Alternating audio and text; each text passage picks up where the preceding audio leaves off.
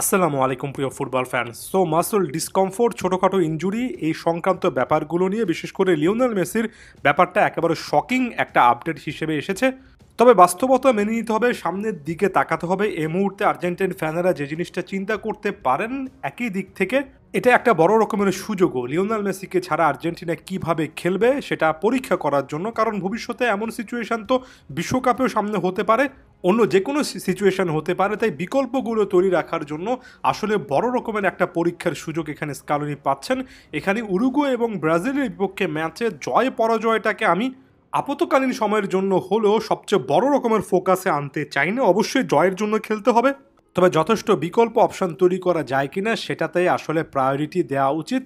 এমন সিচুয়েশনে আর্জেন্টিনা যদি একেবারে ন্যূনতম অর্থাৎ 1-0 ব্যবধানও জিতে, তারপর আমার কাছে মনে হবে এবারের অ্যাসাইনমেন্টটাতে স্কালোনি একেবারে লেটার মার্কস পেয়েছেন। সকলের মনের মধ্যে প্রশ্ন আছে, লিওনেল মেসিকে ছাড়া আর্জেন্টিনা আসলে কিভাবে খেলবে এবং আর্জেন্টিনার নাম্বার 10 রোলটা কে প্লে করবে।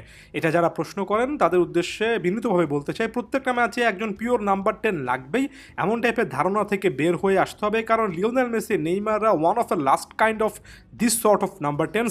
মেসি নেইমারদের পরে এমন টাইপের প্লে মেকার বেস্ট নাম্বার 10 সিস্টেমটাই অনেক বেশি করে কিন্তু আসলে বিলুপ্ত হয়ে যাবে। লিওনেল মেসির জায়গায় কাউকে নাম্বার 10 হিসেবে সেভাবে কি আসলে চিন্তা করা যায়? আমার কাছে মনে হয় না যে চিন্তা করা যায়। হ্যাঁ, এখানে নিকো পাজের মতো অপশান আছে, এখানে আরও এক দুটো অপশান আপনারা খুঁজে বের করতে পারেন। তবে একেবারে ক্লিয়ার কাটভাবে বলতে চাই, লিওনেল মেসি মানে লিওনেল মেসি। এখানে লিওনেল মেসির রোলটা অন্য কেউ প্লে করতে পারবেন, বিশেষ করে এ লেভেলে আমার কাছে এখন পর্যন্ত মনে হয় না। তাহলে জিজ্ঞেস করতে পারেন সমাধান কি।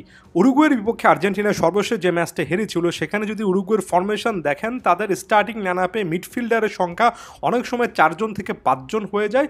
এমনকি উইঙ্গার হিসেবে যারা খেলেন বা ওয়াইড মিডফিল্ডার হিসেবে যারা খেলেন, তাদের সাথে ফুলব্যাকরা যুক্ত হয়ে 5-6 জনের একটা নিউমেরিক অ্যাডভান্টেজ যে তৈরি হয়ে যায়, সেটা সর্বশেষ একটা ভিডিওতে আলোচনা করেছি। এখানে আর্জেন্টিনা একেবারে নিরঙ্কুশভাবে একটা মিডফিল্ড বেস সিস্টেমের দিকে যেতে পারে, যেখানে 4-4-2 সিস্টেম আরও একবার সলিউশন হতে পারে এবং আপফ্রন্ট হুলিয়ান আলভারেস এবং লাউতারো মার্টিনেজকে রেখে 4 জনের মিডফিল্ড সেটআপের কথা এখানে স্কালোনি চিন্তা করতে পারেন। যদিও লাউতারো মার্টিনেজ আসলে ফুললি ফিট আছেন কিনা সেটা নিয়েও হালকা ডাউট আছে।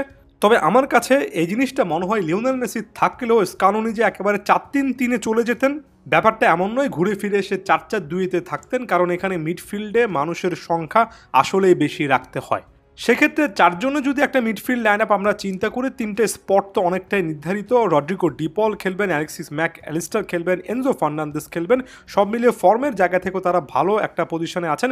বাকি একটা পজিশনে হয়তোবা নিকো গঞ্জালেস লেফট সাইডে মিডফিল্ডার রোলটা প্লে করবেন, যেখানে অনেক বেশি উঠানামা করার কারণে তিনি বরাবরের মতো কখনো উইঙ্গার কখনো কিংবা একেবারে ডিফেন্সিভ পজিশনে চলে আসবেন।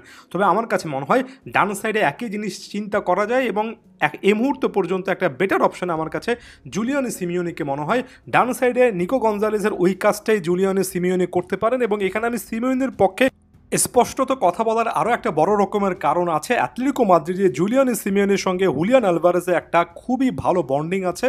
যারা এই ব্যাপারে একটু রিসার্চ করতে চান, বার্সার বিপক্ষে হুলিয়ান আলভারেজের গোলটাতে জুলিয়ানো সিমিওনির কন্ট্রিবিউশনটা দেখলেই বুঝতে পারবেন। এবং এই মুহূর্তে ফর্মের বিবেচনায় হুলিয়ান আলভারেজ তুরুপের তাস হবেন এবং আলভারেজকে কেন্দ্র করে ফাইনাল থার্ডের অ্যাক্টিভিটির একটা বড় অংশ কিন্তু চলবে। এবং সেক্ষেত্রে আমার কাছে মনে হয় স্টার্টিং লাইনআপে বা বদলি হিসেবে গুরুত্বপূর্ণ একটা রোল জুলিয়ানো সিমিওনিও প্লে করতে পারেন। ওভারঅল 4-4-2 ফরমেশন সম্পর্কে কথা বললাম, তবে এর বাইরে 3-5-2 বা 5-3-2 এই ফরমেশনটাও কিন্তু কার্যকরী হতে পারে। স্কালোনির বেশ কয়েকটা সিলেকশন এবং নতুন প্লেয়ার ইনক্লুড না করা ইনজুরির পরও সেটার দিকেও কিন্তু নির্দেশ করছে। পরবর্তী কোনো একটা ভিডিওতে সেটা নিয়ে আলোচনা করব এবং এর মাঝখানে আপডেটগুলো জানার চেষ্টা করব। এরপর আমি খুবই গুরুত্বপূর্ণ আরও একটা পয়েন্টে আসতে চাই, সকলের মনোযোগ আকর্ষণ করছি। প্রত্যেকটা সময় যে কোনো একটা সিলেকশানে আসলে একজন কোচের জন্য ব্যাপারটা কতটা কঠিন হয়ে যায় যে এত এত ভালো ভালো প্লেয়ার রয়েছেন, তাদের মধ্য থেকে আপনার মাত্র দিন শেষে 30, 32, 33 বা কিছু কিছু ক্ষেত্রে তার চেয়ে কম প্লেয়ার সিলেক্ট করতে হবে। লিওনেল স্কালোনি যিনি কিনে আর্জেন্টিনাকে এত কিছু এনে দিয়েছেন, এত কিছুর পরও তার সমালোচনার বিন্দুমাত্র একটা জায়গা পেলে আমাদের মধ্যে অনেকেই কেন জানি সেটা মিস করতে চায় না। আলেহান্দ্রো গার্নাচোর কথা বলছি। গার্নাচোকে তিনি সিলেক্ট করেননি, একটা মেসেজ দিয়েছেন যে গার্নাচোর ক্লাব ফুটবলের পারফরমেন্সটা আরও অনেক ভালো হতে হবে। গত 2 ম্যাচে গার্নাচোর পারফরমেন্সটা যথেষ্ট ভালো হয়েছে এবং সেটাকে কেন্দ্র করে অনেকেই বলছেন এখানে স্কালোনি মারাত্মক রকমের একটা ভুল করেছেন। তারা কি এর আগের কয়েক মাসের টানা গার্নাচো যে সেভাবে পারফর্ম করতে পারেননি সেটা দেখেছেন?